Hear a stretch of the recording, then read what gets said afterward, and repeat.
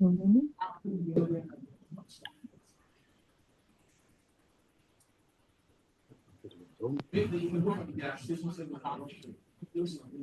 I do. You want to give me another address? Take these so I can send it to you.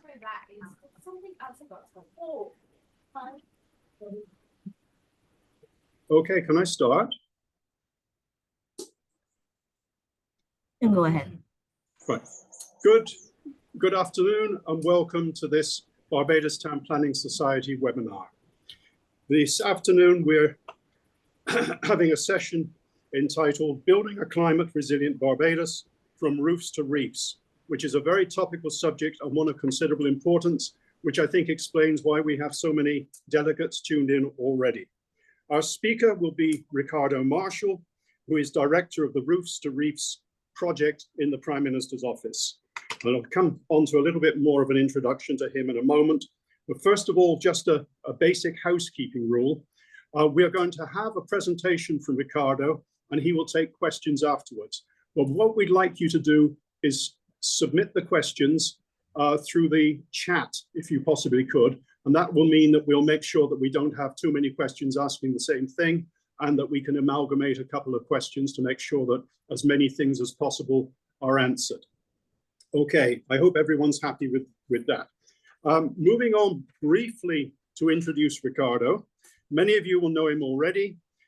He is a career public servant with a track record in providing quality technical advice, leadership and program and project management and implementation for the government and people of Barbados. He aims to provide holistic thinking and practical knowledge across a wide range of technical subjects related to sustainable development and climate change response for small island development states. He spent much of his career in the ministries responsible for environment and health. He then joined the Ministry of Finance, Economic Affairs and Investment as the director of the Sustainable Development section and of the Roofs to Reefs programme. This portfolio that was then transferred to the Prime Minister's office. Ricardo's represented Barbados and the Alliance of Small Island Developing States on matters related to adaptation, mitigation, loss and damage, just transition, climate finance and climate justice. Ricardo works on a wide range of subjects, including sustainable development, the blue and green economy, climate change, finance, resilience and development, resource conservation, on international multilateral environmental agreements, on biodiversity management, biosafety, issues of desertification, land degradation, alternative energy, and solid waste management. So that's a wide portfolio, and I think it shows that Ricardo is well equipped to give us our introduction today to the Roofs to Reefs project.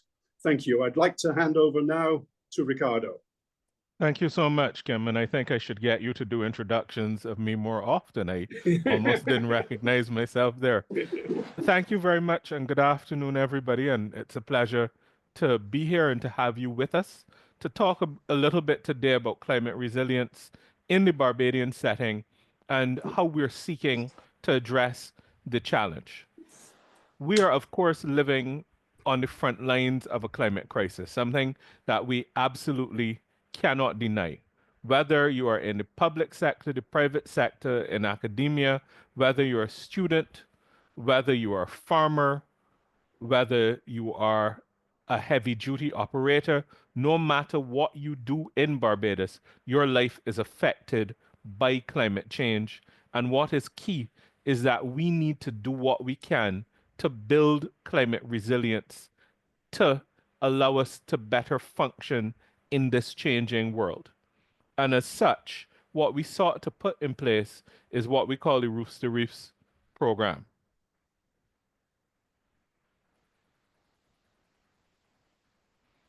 The Roofs to Reefs program is really our development model for the next decade. It is the vehicle that operationalizes our national development and our adaptation. It is a homegrown initiative. It is focused on sustainable and resilient development, and it has a whole of country approach in mind. It covers both the public and the private sector, and it really is a further development and expansion of the Ridge to Reef concept. What it also seeks to do is to bring that integration and policy coherence at the national level.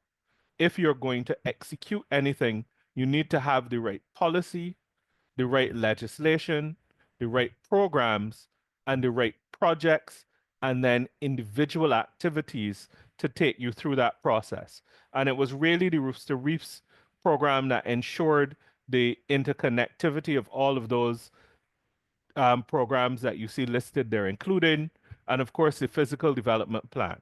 Barbados is fortunate to have a physical development plan or PDP. Many other small island states do not have such a plan to guide your development.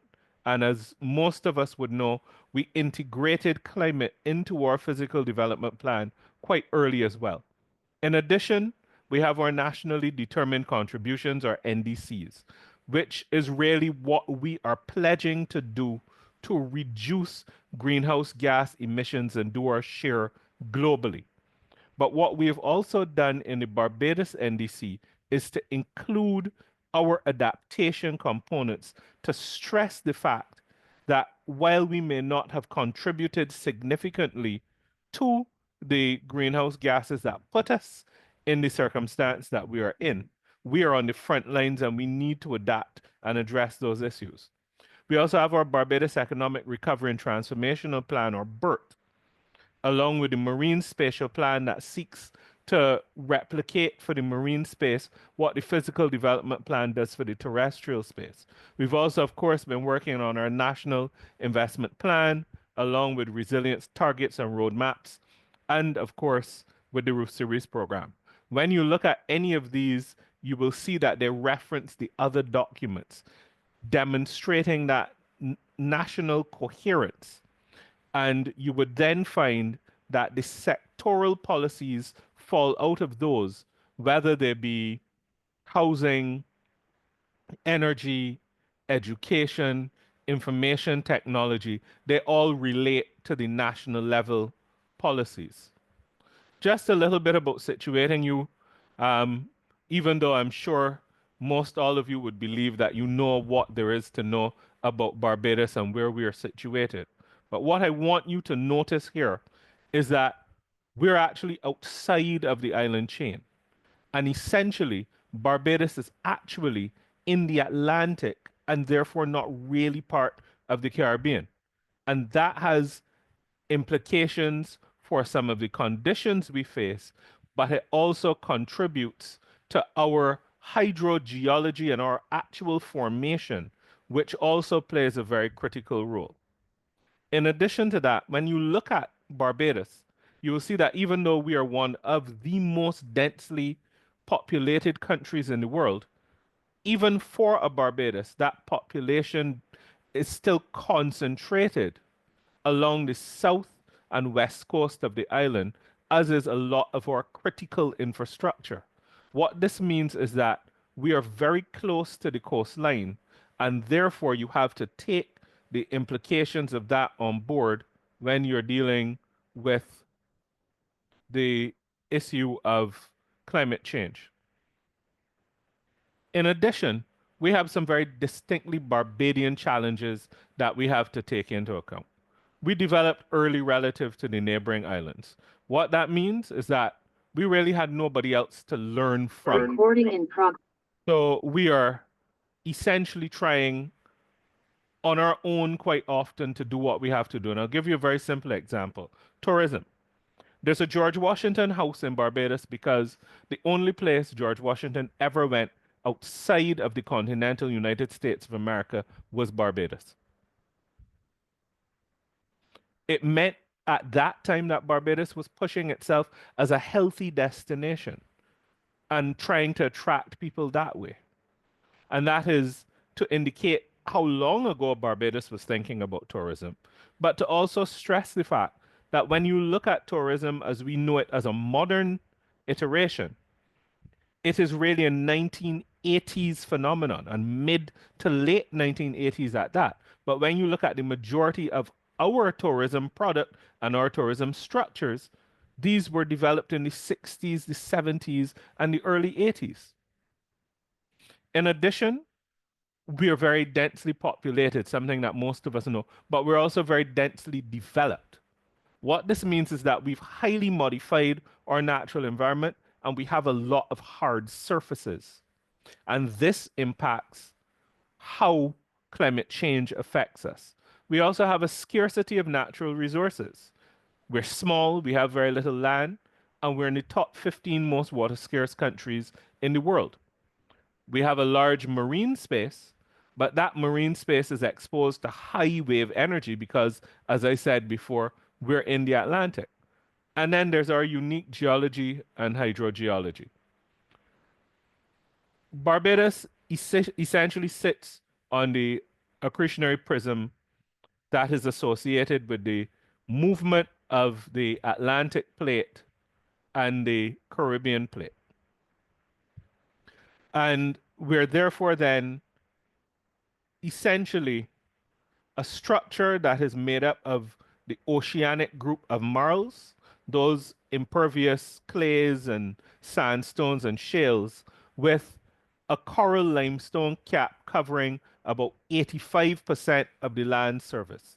So it means that we have a very complex karst hydrogeology with the usual things that you can think of: the underground streams, the sinkholes, the dolines, the caves, etc. But this also means that everything that we do on the surface interacts with our aquifer. In addition, when you look at that diagram, you can see that the slope means that when the water infiltrates and it percolates through the limestone and it reaches the base of the limestone series, it cannot enter the oceanics and it runs along the top of the oceanics towards the sea. What this means is that we have what you call an unconfined aquifer. And so that water is constantly on a journey to the ocean. Whether or not you're on the West Coast and it takes on average 2 years, or if you're in the Christchurch Dome area and it may be taking 10 years, or if you're in the Bell and it may be taking 14, the reality is that each drop of water is essentially on a journey to the sea, and it is picking up whatever we put into the ground with it. That unconfined aquifer, however, also plays a role in holding back salt water and reducing salt water intrusion. So if we tried to stop the flow of that amount of water coming off of the land to the sea, we could end up contributing significantly to saltwater intrusion and all of the attendant environmental and health concerns that come with that. What it meant is that we had to look at the picture and understand that climate change is a cross-cutting issue, and we needed a program that provided that sort of umbrella coverage to address those issues. And as we were seeking to look at it, we had to determine what the organizing framework would be. And so we identified 6 broad sectors or fundamental building blocks, different from how we normally approach things, which is utilizing economic sectors. And the 6 that we identified were shelter, water, energy, waste, land use, and ecosystems. And land use is really the big one. Land use includes agriculture, transportation, utilities, those sorts of things. But essentially, everything that you do needs water, energy, land, and produces waste. But waste can be a resource. And ecosystems and associated services are fundamental to our well-being. And shelter brings it home in a way in which you can really identify with. And so when you're looking at it, you have the roof to reef in 3 different phases. You have the national level, in which the roof is the topmost ridge of the country, and you're following a drop of water from the time it falls from the sky, makes contact with that roof all the way to the reef and beyond. At the community level, that roof is represented by your community shelter, by your church, by your community shop, pavilion. Those things that hold the community together and provide for us in our most dire circumstances. And then, of course, at the individual level is the roof of your dwelling place. We're right now reworking some of the objectives, and we're working on a revised Roofs to Reefs investment plan that more greatly details the various steps that we need to take in order to be able to effectively address climate resilience and to finance it. Because what we have right now in terms of that broader scale investment plan is just giving you the big picture. But basically, what we're looking to do in a nutshell, to break it down into 6 very small objectives that will give you an idea, even though they're not all of the overall objectives. We're looking at making low and middle income homes more resilient to extreme events, increasing freshwater storage capacity and water use efficiency, reducing carbon emissions through a variety of approaches, including distributed renewable energy generation, energy efficiency, treating waste as a resource, implementing more sustainable land use practices, and including in land is the marine space, which is part of why we're working on the Marine Spatial Plan, and to restore reduced ecosystem services. So it takes a programmatic approach. It emanates from that national policy and planning for development and adaptation. It aims to bring that coordination so that the sectoral and thematic areas are logically aligned. It provides the overall coordination, and we will also be directly involved in implementation of some projects, even though the majority of the implementation responsibilities will fall to the agencies who are already working on implementation in the various ministries, as well as our interactions with the private sector and looking at opportunities for public and private partnerships. It's financed from a variety of sources, including public and private, and utilizing a variety of mechanisms and instruments, including some of those new and emerging innovative approaches and blended finance approaches that you've heard about to leverage public investment. And the last slide that I'm going to speak on will actually touch specifically on climate finance. So don't worry if you haven't heard everything you want to hear there. What we have done is to package the work as projects.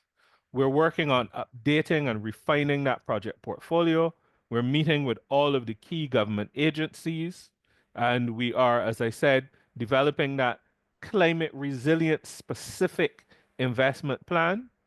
And we are actually right now working on a number of concept notes and proposals within the unit as well as within other agencies.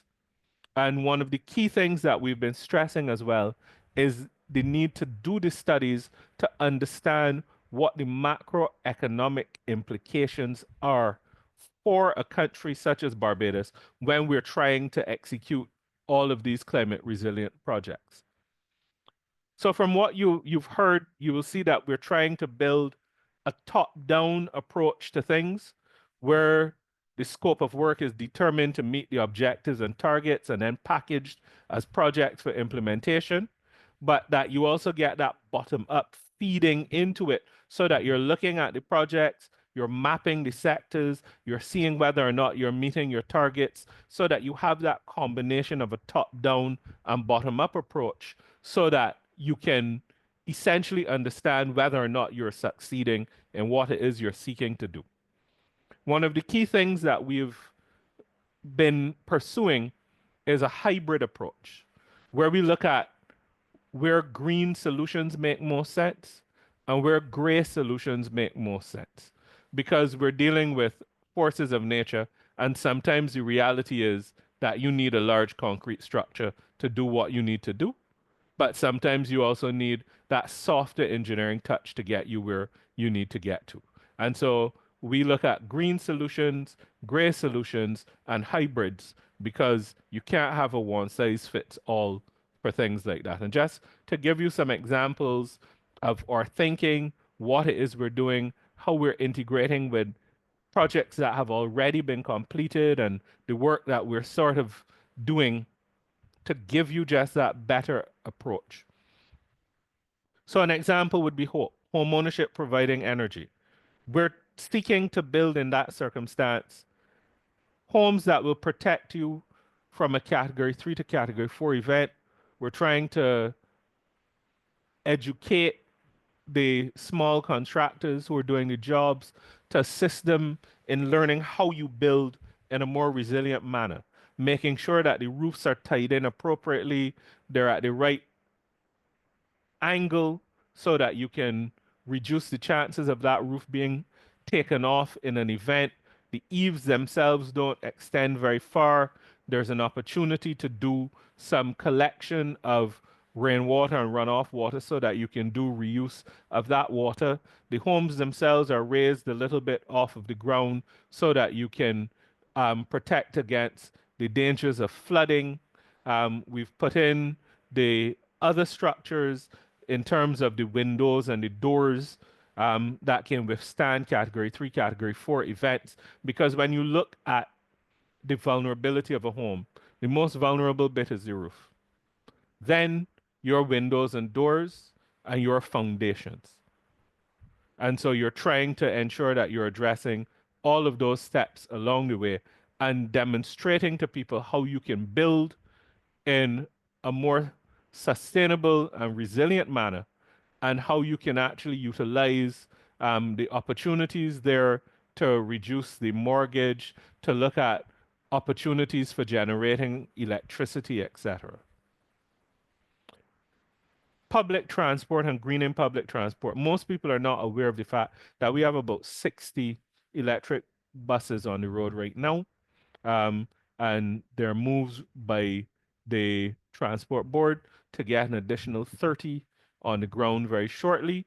And then there's discussion between the transport board and the broader transport providers to see what can be done to increase the amount of electric vehicles used for transport, including private sector in that respect. There's also been a lot of work by the Ministry of Finance for recognizing the opportunities of EV and hybrid vehicles and making it easier for people to access those and to reduce the tax burden associated with bringing in such things. We, of course, have a history of solar water heating, and that has allowed solar photovoltaics to be more widely accepted in Barbados, and it is commonplace to see them in private homes, businesses, government offices, etc. And right now, about 13% of our energy needs are met through solar photovoltaics. A good example of um, building logically and thinking long term, and the fact that we're able to do these things because we have a stable democracy, and it means that we can take long term planning and a long time to execute things so that we go from one administration to another and another without stopping what we're trying to do in terms of sustainable development. And the Sustainable Barbados Recycling Center is an excellent example of that, something that's been running as a PPP since 2009. And we've seen a significant decrease in waste to landfilling. It's one of the highest that you'll see anywhere in the world. We have about 70% diversion of waste from landfill. We also have taken into account how we manage stormwater there, made sure that we've generated wetlands that wildlife can use. We also have components that put water back to ground. We're able to take waste and utilize it as a resource. In addition, we have the Harson's Cave redevelopment as another example where we've done a lot of work and demonstrated that we can green an existing tourism attraction and we can address issues relating to reuse of rainfall water, proper stormwater management techniques. We are utilizing package treatment plants to treat wastewater effectively and return that for use or to recharge into the aquifer. And if you go up there, you will also see that we've also put in a number of PV panels so that we can actually charge the electric trams, etc. The work that we've done in Holetown on Trent in terms of stormwater management and flood alleviation and being able to reduce the negative impacts of flooding and to keep those flood waters away from hard surfaces, reducing pollution opportunities, etc., and reducing the flooding itself. The resilient coastal work that has been done predominantly by Coastal Zone Management Unit and in the Holetown and Trents area, where we've tied in the coastal protection work to the stormwater management work. And we're also looking at replicating a number of similar projects in other areas.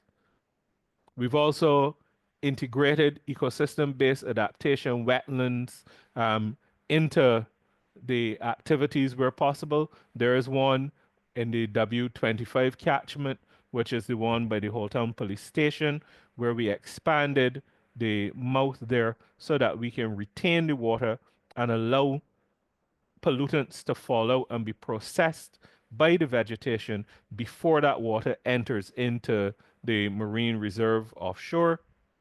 We've had an ecosystem-based adaptation coral restocking pilot project that we've done, and we are actually right now awaiting a decision from the board of the Caribbean Development Bank on financing that will allow us to pursue a new onshore laboratory, as well as doing a much broader based coral restoration than we've been doing before. And just an example taken straight from the PDP on the work that we've been doing to identify and delineate our landscape subareas, identify how those relate to the coastal subareas, and propose nature-based solution suitability mapping for Barbados. And so essentially what you're doing is following that droplet of water from the roof to the reef and beyond. But the reality is you don't do anything without financing. And climate finance really is the thread that binds. The Bridgetown Initiative speaks to the reform of the global financial architecture because the system that we're operating under was put in place under the Bretton Woods institutions to assist in the rebuilding of Europe after World War II. And they're therefore not fit for purpose as we know them.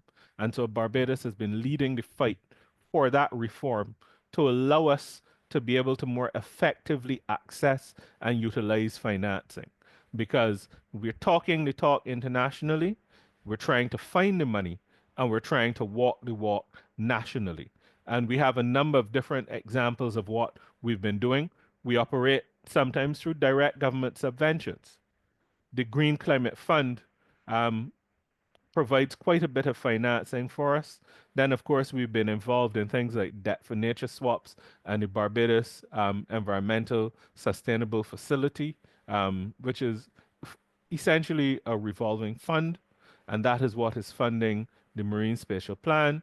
We are in the final steps of establishing the Blue Green Investment Corporation, or Blue Green Bank, which will allow us to be able to access financing predominantly for mitigation related activities, those that generally have a revenue stream, so that government does not have to directly invest its money in that and can put more money into the adaptation and resilience components that are about protecting and nation building rather than generating money. We've been working on blue and green bonds. We have a contingent credit facility in place with the Inter-American Development Bank. We, of course, have the CRIF as well, looking at insurance across the region. Under the WSRNS Barbados project, which is about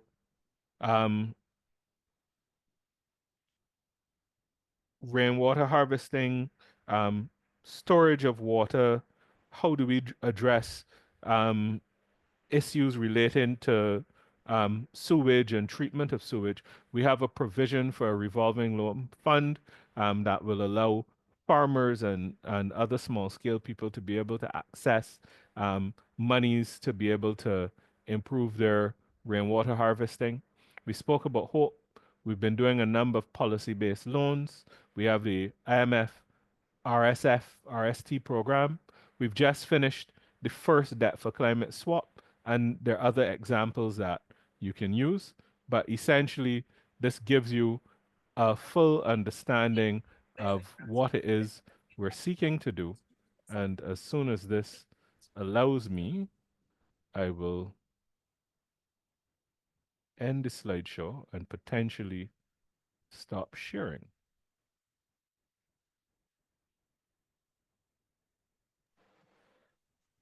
Thank you, Ricardo. Thank you. That was very interesting, and I think it fitted the word that was used in your introduction about being holistic. You certainly succeeded in showing a lot of the interconnectedness. I'm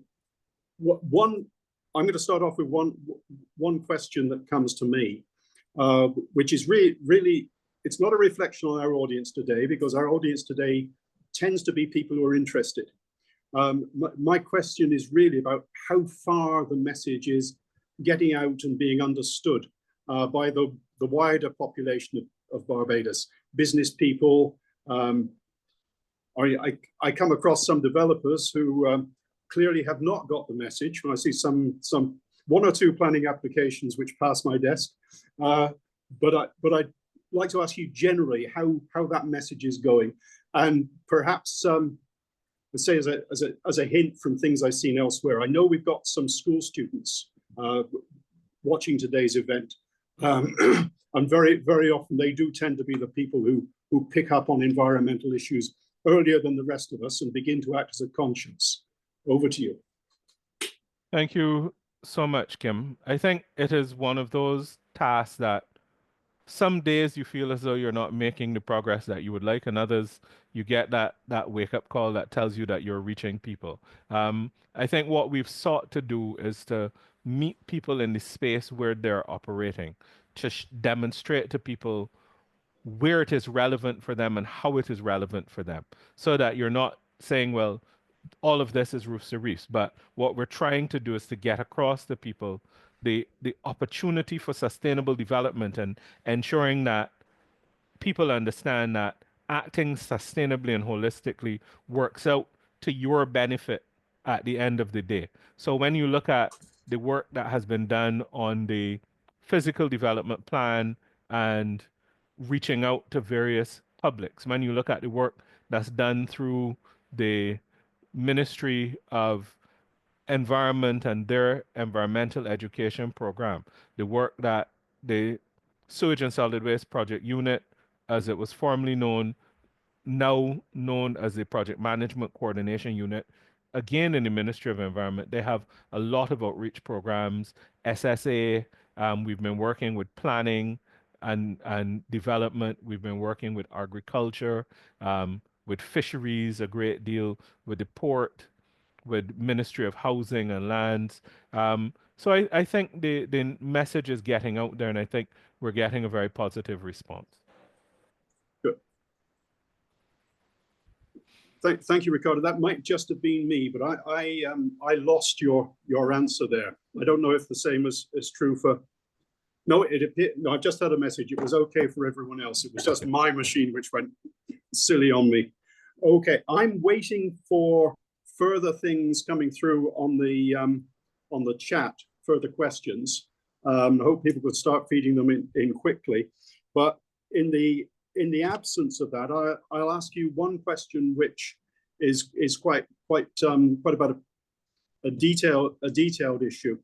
You showed us what the Hope project is doing, and you mentioned the fact that you're trying to get housing more resilient for people in middle and lower incomes.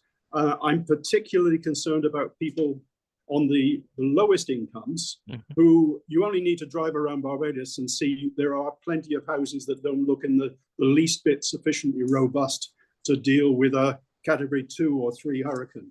and I'm wondering what initiatives are in the pipeline, particularly addressing improving such housing as well as replacing it for some people where it needs to be replaced. Well, we've been working with the Ministry of Housing, Lands and Maintenance. They have actually been doing evaluations of homes across Barbados. The Urban and Rural Development Commission have actually also been working in that area, and we've been working with the social care agencies, not just the ministry, but broader social care agencies, to identify persons with critical needs. We're also in discussions with a number of private financiers right now to provide additional funding for vulnerable persons. We're also working on a program with Ministry of Health on um, removing pit latrines and replacing them with waterborne facilities. It is a laborious task, but one that we think is really, really critical to be done because a country really at the end of the day is only as vulnerable as its most vulnerable persons.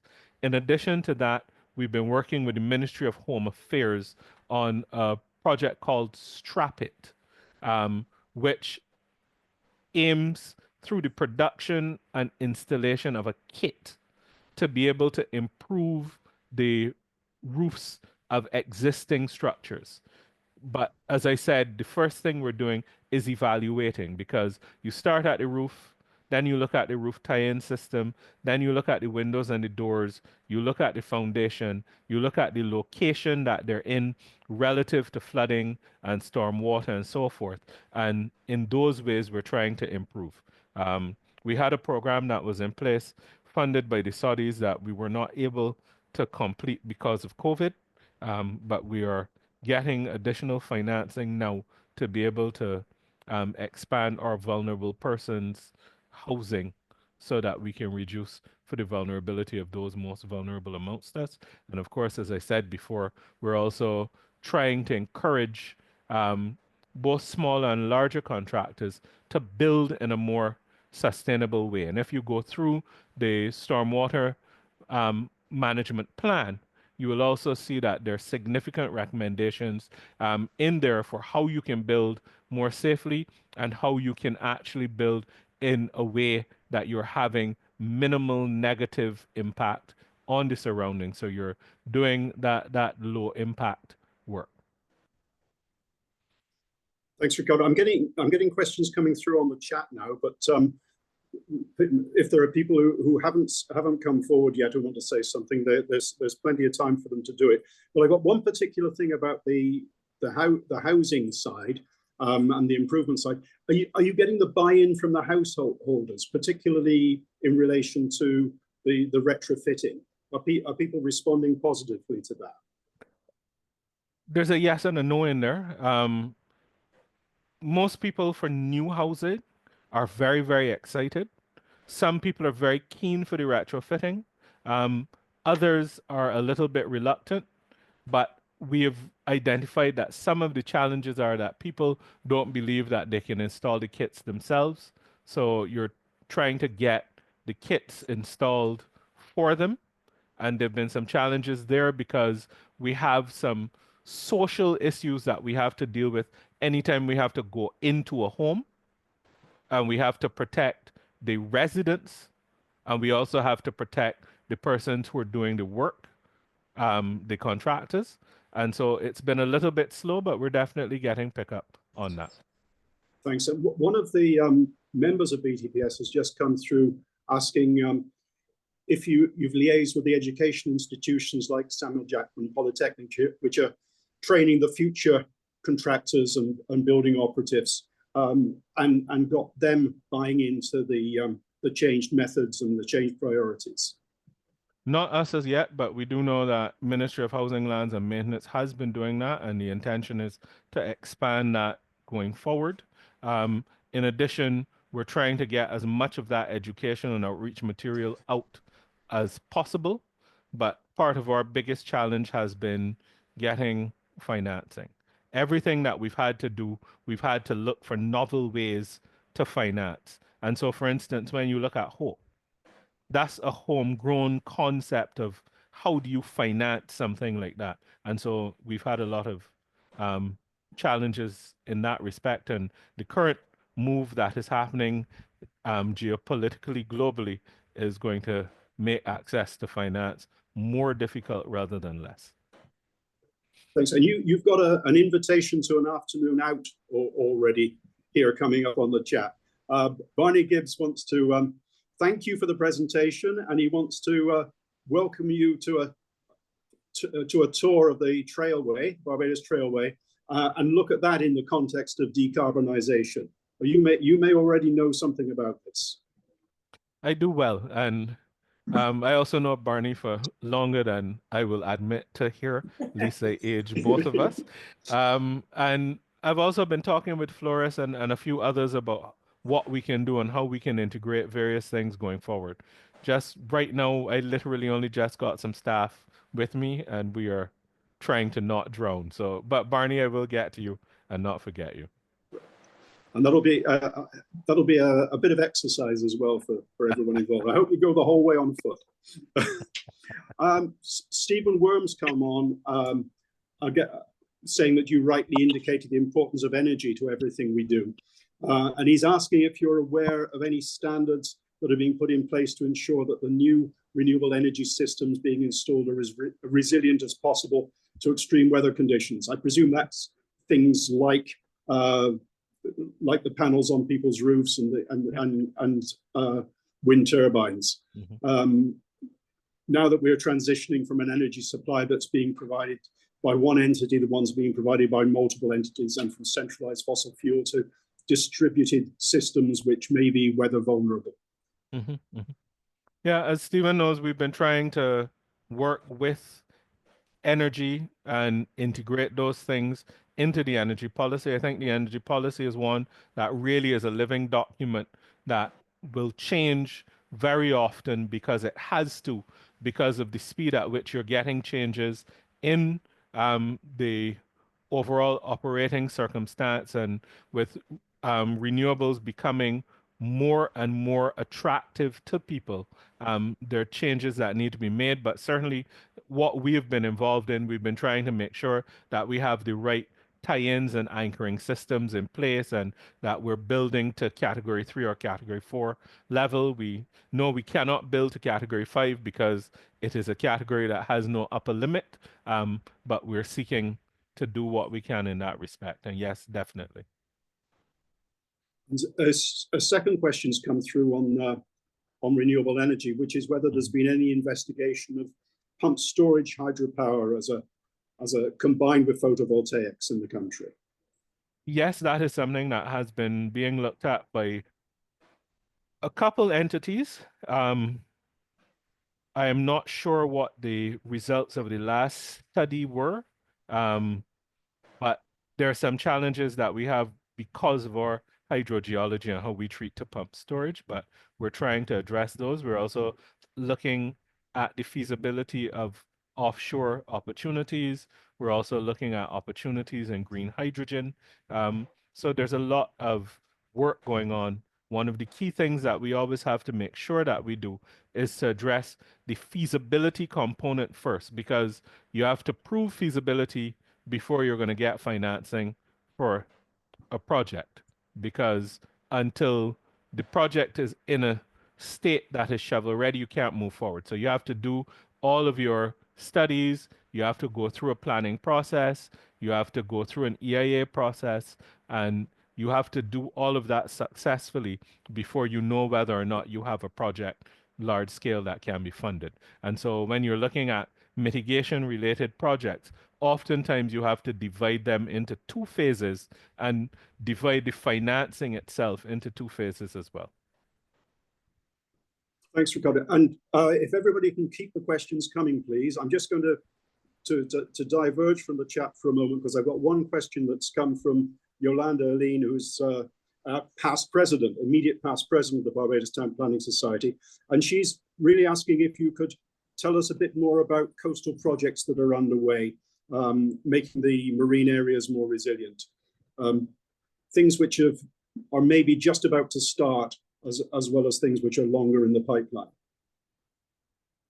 Well, we have a number of works that are about to kick off under the Coastal Zone Management Unit along the West Coast for improving our coastal protection. Right now, we have about 40% of the coastline which is engineered, which is quite high. But because we have that high wave energy impact, we have to deal with those, especially along the northern West Coast. You will see a number of those coming on board. We're working right now with fisheries and with the port on the recovery after Beryl. I think people would actually see that some of the work in the fisheries complex has actually already started. We have a number of other things that we're working on with the port now that I don't want to say because we're literally in the development of those under the master plan for the port. We have a number of other works that are underway with private sector developers who are doing the work that would have been approved through planning to try and protect a lot of the area. And then one of the things that we've done under planning gains, and where we've also had a number of other positives where individuals and companies have volunteered to assist in financing some of the maintenance work that we have to do on the existing structures that we do have. And so I think quite often people don't study the fact that existing structures have a significant maintenance cost. And that has been very, very challenging, but we're getting some assistance in that regard as well. I think there's a danger always in a political environment that it's the new thing which will always get built rather than the old thing which will be maintained, and that happens all over the world. There's a question up on the chat from Andy Gill, who is our current president of BTPS. The question perhaps shows us that he was an engineer before he was a planner, because he certainly knows more about some of these issues than the likes of me. He's asking what your view is on the increased reliance on lithium-based and other battery types in Barbados, and whether there's a national program yet in place to help us to organize reusing, storage, possibly shipping overseas batteries for recycling once they're beyond their useful life. And I can see that this is an issue with so many planning applications going through the system for ground-mounted solar at the moment. There's always a condition that they produce an end-of-life decommissioning plan, but that's 25 years down the line, and we don't really know what it's going to look like at the moment. Thank you so much, Kim. Thanks, Andy. It is something that I certainly was more involved in a previous iteration, working under Ministry of Environment on Solid Waste Management and working in partnership with the Energy Division and with the private waste brokers to move various recyclables out of Barbados, and that has included where we have needed to do so, lithium batteries and so forth. One of the key things is that we are signatories of the Basel Convention, and as such, we have agreements in place to be able to move waste products out to get them into jurisdictions that can more effectively handle their processing. Thank you. I've got one question while I wait to see something else coming through on the chat, which is really about flooding, control of flooding, upstream rather than downstream. Are people looking at using forestry as a means of controlling the upper part of the catchment and slowing down the rapid runoff, which causes problems further downstream and on the coast? That is one that is very near and dear to my heart, and I can tell you, yes, first of all, oftentimes we do a lot of work that people do not see. So for instance, in a number of the upstream and middle reach areas of some of the key watercourses and gullies, we have a number of check dams already in place that are built to slow down the water and control the rate of release so that we're not starving the system downstream and we're allowing the trees to continue to flourish. But we also have a number of tree planting exercises that are being conducted both again by public and private sector to increase the tree coverage and forestry in Barbados. As a means of addressing some of those very same issues.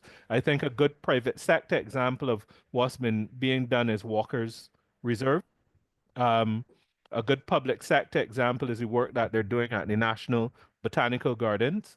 And then if you go around Barbados, you will see in a number of locations so far, especially in the north, in St. Lucie, St. Peter, St. Andrew, and in the southeast in St. Philip, there have been a number of tree planting exercises. We're about to see an increase in that as well because we have just received approval from the Green Climate Fund for a program for tree planting that's going to be executed through the Ministry of Environment. Right, so there's a question on there from Stephen Worm asking if anything's planned to address the existing Hastings boardwalk. He suggests it's quickly deteriorating and it's inundated with sand as the sea seems to be more regularly encroaching it. Now, I know it got a hit during Beryl, didn't it? I know some repair work was planned. Two things. There's been a lot of repair work that's been being done, and there is additional work programmed for this coming financial year. But the second bit is that where you see sand collecting, oftentimes that was anticipated in what it is we were doing.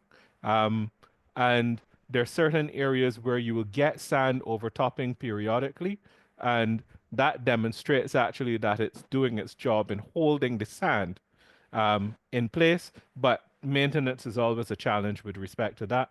And if you see what they have to do for maintenance in that respect, you literally have to take up every single board and you have to clear under it and you have to put the boards back. Thank you. There's a question on from Steve Kemp. Now, Steve is a UK-based planner who's actually worked quite a lot in the Caribbean and knows Barbados very well. And I'll read what he says. It's do you think people need a bit more help to step into their future, to envisage and test the place Barbados or their part of Barbados could be when the Roofs to Reefs approach is applied? Do you think it might be helpful to use artificial intelligence and digital visionizing to bring this to life and allow them to experiment? We are looking at that, but we're very cautious because depending on what it is you're using as a program and what is put out, it can be quite misleading. So we're just trying to be very cautious as we take those steps that we're taking. But yes, we have been utilizing AI. Thank you. You've been asking quite a rate. Gordon Ashby has his hand up. Oh, yes. Could somebody let Gordon speak, or if he can't, yeah, right into the chat. Yes, go ahead, Gordon. Yeah, thanks for that. Thank you for the presentation. One of that diagram that you had, which had the section through Barbados, and you saw the aquifer and the oceanic group. Mm-hmm. Martis, now my understanding that part of the problem we have in Barbados is that the seawater is coming in and the water that permeates through the limestone is going down. But what is happening is that the seawater, so the water is kind of like in between the two of those, but the salt water is coming further and further in, and the water that is collected through the limestone is not pushing that seawater out. So that some of the wells on the West Coast are actually more salty than they really should be. And that is due to too much building and too much road work and too much hard surface, so the water goes off quicker. So I'm wondering, is there potential to have people do driveways with concrete blocks turned on the side, so that rather than so much concrete we're building now, there's more water percolating through the soil to help solve that problem and have more fresh water pushing that seawater back out? Am I correct? It is a little bit more complex. One of the challenges that we have is that we're in the top 15 most water scarce countries in the world. And every Yeah. single year, we're doing studies on what that water balance looks like. So, for instance, CIMH, the Caribbean Institute for Meteorology and Hydrology, has just this year been producing revised IDF curves for Barbados, intensity, duration, and frequency curves, so that we have a greater understanding of what our rainfall patterns are like. Part of the issue is that once you have that water scarcity and you're using water for as many different uses as we have, including for our potable water uses, you will get that push. It is a harder battle because we also have sea level rise. And so as sea levels rise, the risk of saltwater intrusion is greater. So we have seen some intrusion in some of the coastal wells. Yeah. But once that has been identified, any well in that circumstance is pulled out of production so that you're not worsening an issue and you're trying to allow for that issue to be addressed. In addition, we have programs that we are doing right now through drainage, through agriculture, and through private landowners to put more water to ground so that we can increase the rate of water going back into the aquifer so that we can have as much water as possible pushing out. We've also Yeah. been trying to effectively balance our water usage. And so anywhere where we have wells being utilized, we have testing that is done. We have other areas where EPD and Barbados Water Authority have been doing testing on groundwater, on runoff water, on nearshore water, etc., so that we're trying to get as much data as possible to help us address the problems. But more importantly, we're running programs to put more water to ground. Okay. Thank you.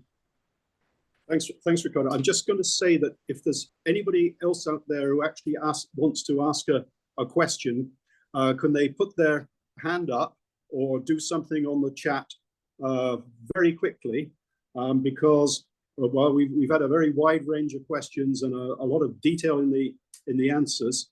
I'm not seeing anything on the chat at the moment. And if nothing comes through, what I think we'll do is begin to round up. And if any questions come through after the first bit of this, I will let those questions come through. There's one question that's actually come through from a helpful person who wants to know what else your team needs, Ricardo, to get your work done. Money. Money. No, what we have been doing is just trying to get as many key people as we can. Right now, we have some limitations in terms of ability to hire, but certainly I think we're very willing to work with quite a few volunteers, including some of the agencies that are out there working could well do with some assistance in collecting information and data and delivering stuff to people and helping to get the education and outreach out there. And I think the last is probably the most important, to push it in all of the different spheres. I think the Town Planning Society has done a brilliant job here in pulling, when I look through the list, a very broad range of persons together, including some people that I've not seen in quite a while. And so I'm very pleased to see the broad range of people who are represented here today.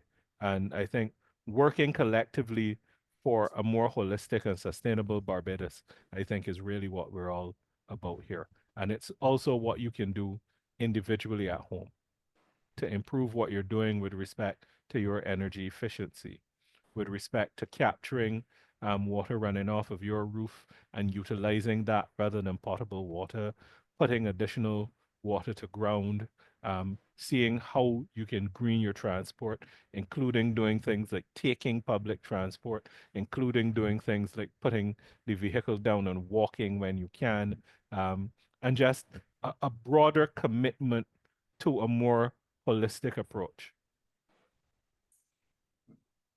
Thank you, Ricardo. In that case, there are two more questions on here at the moment. And the first is, what are some notable examples of private climate resilience initiatives you're working on or looking to collaborate with, if any, or if you can say, or perhaps tell us if there are any you can't tell us about, but that they exist. All right. I'll give you a couple of examples that I can speak about. In terms of the work that Walker's Reserve have been doing, in terms of demonstrating how you can go about rehabilitating a used quarry, a quarry that is no longer in use, and making useful land of it and contributing to better slope management and stormwater management. We're also, I won't say who the entity is, but we're working right now with a private sector entity on the developing of our coral restoration exercise. We have a number of private sector properties, especially along the south and the west coast, who are looking to make a contribution towards how we can better protect the coastal ecosystem that we do have. We have a few private sector entities and individuals who have made land available to us to be able to put in some of our stormwater management facilities. And to give you just an example of the work that we did in Holetown and Trent, government actually didn't have to purchase any land on that project because the private sector people whose lands we impacted upon were very willing to put their lands into the program for use because they saw the benefit to them. And I will say from the smallest to the largest landholders in the project area, all volunteered and all came forward.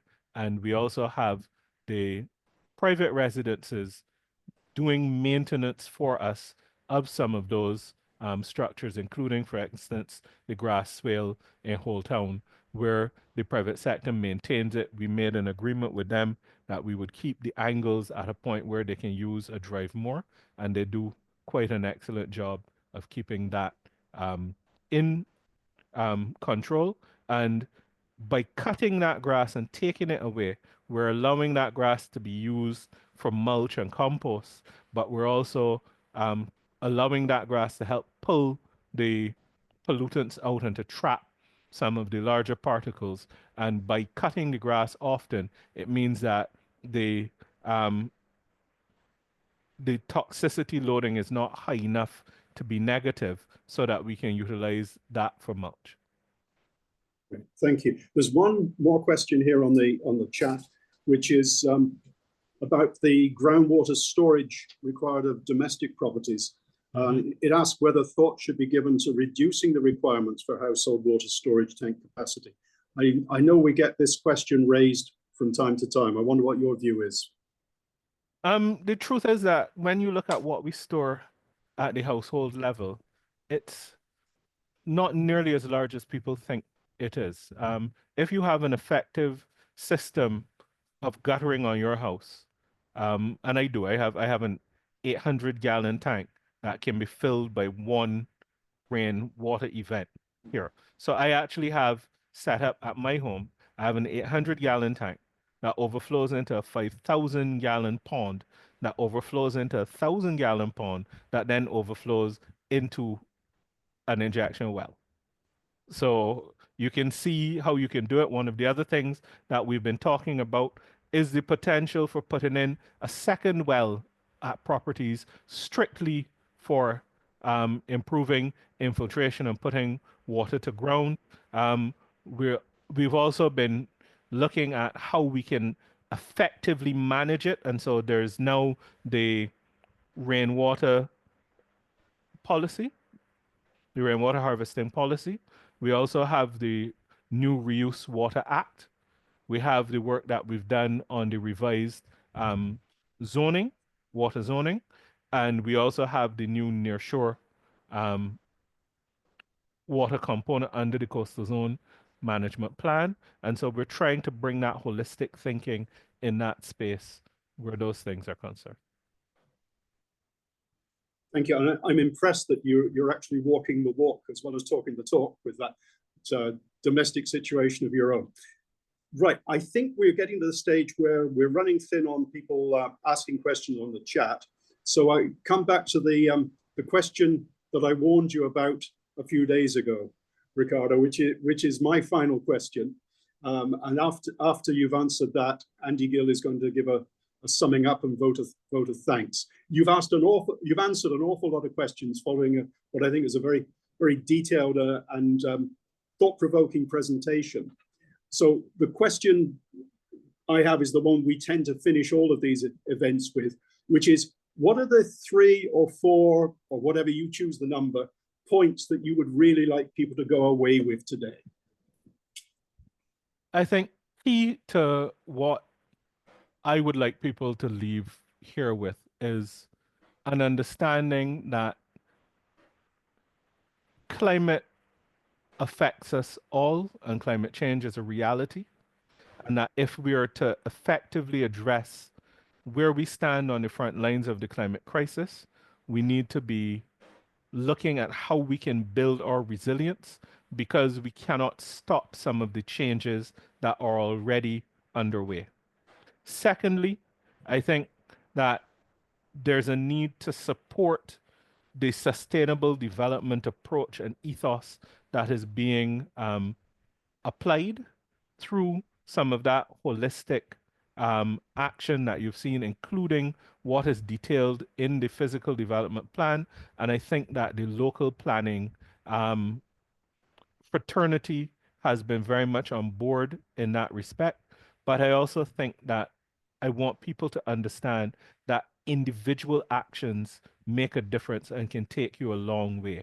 And there are certain very key areas that your individual actions make a significant difference in terms of how you approach your water use. Especially, I can touch on energy, I can touch on agriculture, any of the others but water, because water is life. And we are in the top 15 most water scarce countries in the world. Climate change means that we're facing both flooding and drought. And so we have to look at how we manage our water in all of its different ways. Making sure that we're not providing flooding problems for other people by trying to get flood water off of us, by ensuring that we're efficient in how we utilize our water, that we're utilizing various qualities of water for the more appropriate uses. Thank you, Ricardo. I'm going to now hand over to Andy Gill, the president of Barbados Town Planning Society, who's going to say thank you properly, I expect. So over to you, Andy. Hey, thank you, Kim. I don't know if you need my video. Let me just check. Yes, please. Yeah, there you go. Yeah, good afternoon, everyone. It is my great honor to extend a heartfelt vote of thanks on behalf of the Barbados Town Planning Society and all of us present here today.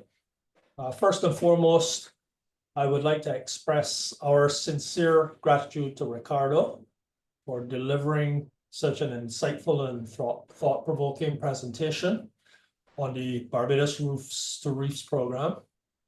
Your expertise and passion for sustainable and resilient development have truly enlightened us on the importance of integrating land, water, energy, and ecosystem conservation in our national efforts. We also extend our appreciation to the Barbados Town Planning Society team members who have helped plan, organize, and make this session possible, ensuring a smooth and engaging discussion. To all participants, thank you for your time, keen interest, and valuable questions that have enriched our conversation. Today's session has emphasized the need for policy coherence, innovative financing, and nature-based solutions to address unique climate-related environmental and economic challenges facing Barbados. We are now better informed and inspired to support and contribute to the success of the Roof Reefs program in any way that we can. And once again, thank you all. Let's continue working together toward a greener, more resilient future for Barbados. And to all have a wonderful day and a wonderful upcoming weekend. Thank you all. Thank you, Andy. And I think with that, I'll just say thank you very much for everyone's contributions. Ricardo for his presentation, obviously. And again, those of you who are involved in a journey, safe journey. Those of you who are just turning off and doing something else this afternoon, have a good day. Thank you very much. And we hope to see as many of you as possible at the next Barbados Town Planning Society webinar. Thanks. Bye-bye. Bye-bye.